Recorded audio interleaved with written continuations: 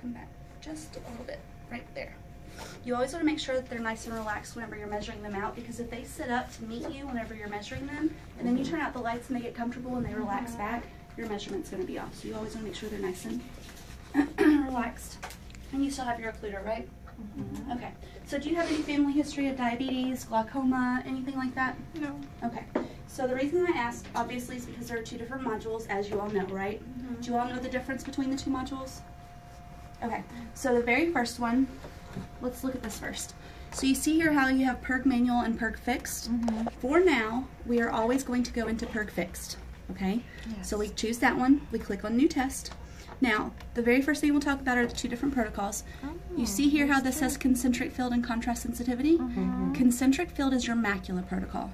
So this is what you should use for anybody with AMD, macular edema, medication toxicities like Plaquenil. Mm-hmm. This is the one that you're going to use.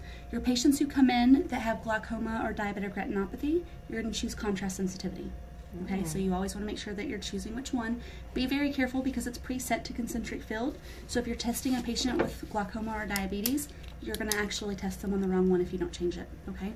The other thing that I will show you over here, you see where it says row size? It's always preset to a 64, and you always want to give your patient the benefit of the doubt and see how they do with the 64. But if you see that you're not really getting anything, or it's more of just like a straight line, you can adjust these and make the bars larger and easier for your patients to see so that they can perhaps do a little bit better with the test, okay? Also, you have the opportunity over here to choose right eye or left eye only, depending on what you're testing for. And then up here, you see where it says test adjustment? That's because our patient is actually sitting closer to the screen with ERG than what they are with VEP. So your patients who come in that wear bifocals, they're going to need a little bit of help for intermediate distance, and that's what this does. So if we were to type in, let's just say that her prescription was a -3 plus 50 at 80. So this was her distance prescription. This is what we would test her in for VEP, right? Mm-hmm. But it does a test calculation for the ERG because she's sitting closer, and it calculates that for you. This is what you would put into the trial lens. It does change the spherical part of the refraction, okay? Now, with that being said, it does it for everyone. So if we're testing somebody that's really young, like Sandy, is she gonna need some help for intermediate? No. No, but the software still tells us that she needs a 150 add, so what do we do? If the software is telling us one thing, but we know that she doesn't need it, what are we gonna do? We're gonna ignore it. Yeah. Okay? That only works for your older patients, okay, not your younger patients. All right, so then our sensor's nice and green.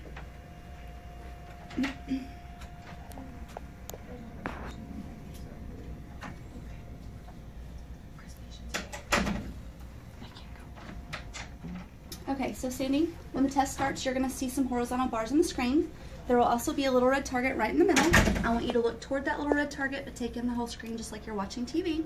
You can blink as needed, try not to overdo it, and no talking during the test, okay? I want you to cover your left eye.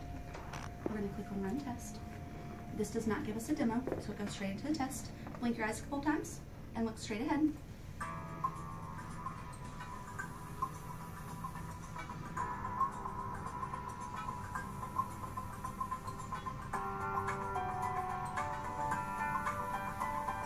Halfway there.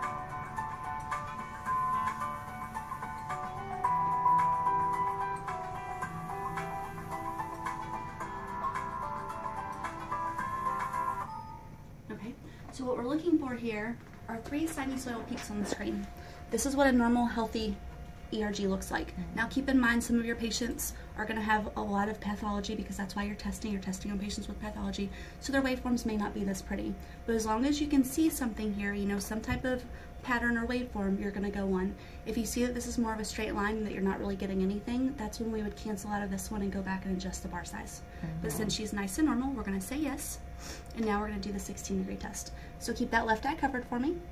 Blink a couple of times and look straight ahead.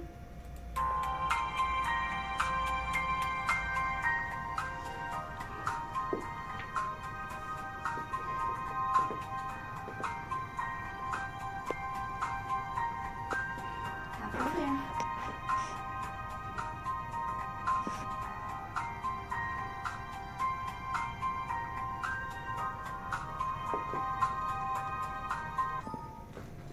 So again, we see that we have our little lines here. So we're going to say yes. Okay, so switch that around. Blink your eyes a couple times. Make sure that you're only looking toward the center of the screen, okay? Try not to move your eye around. All right, look straight ahead. Here we go.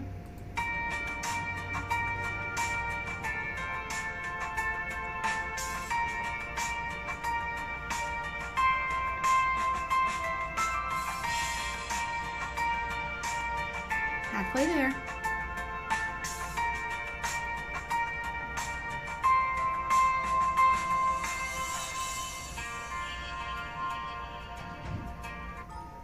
Okay, so again, you see our nice pretty peaks here. So we're gonna say yes. Blink your eyes a couple of times and look straight ahead. Here we go.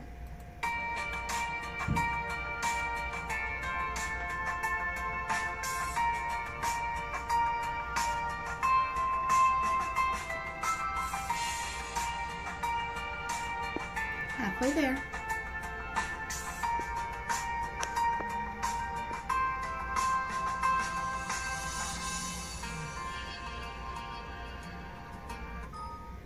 And again, we see that we have our waveform here. So we say yes. We're going to close out of this, and we're going to see our results. Perfect. And then we'll get her cleaned up. Okay. Very nice.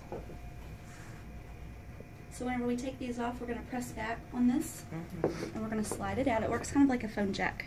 So it won't just slide directly out. You have to like push it in a little bit. Close your eye for me. You always want to make sure that their eyes are closed whenever you're peeling these off. So if it gets out of your control, you're not going to hurt her. So again, we're going to push back towards the patient on this, and we're going to slide it out. Her eye is closed. And you can also use paper tape too with your older patients, because sometimes this tape really sticks and you might have a hard time getting it off of them. So paper tape tends to work a little bit better for your older patients. Yeah. And obviously we know that we don't use alcohol underneath the patient's eye, right? So we're not going to do anything for that. We're just going to use an alcohol pad just to scrub her forehead. And then those little electrodes leave a little bit of moisture behind. Not a whole lot, and it dries really quick, so I usually don't even do anything with that unless the patient asks for tissue, but you can ask them if they need a tissue to wipe under their eyes. Do you feel like you need one? Okay. Alright. I'll take this from you, and you are all done. Good. Is there a sticker? Yeah. So we need to... Yeah, we Put need this to tape put on it that. here. I don't know how that got Just twisted. from here. Yeah. I mean,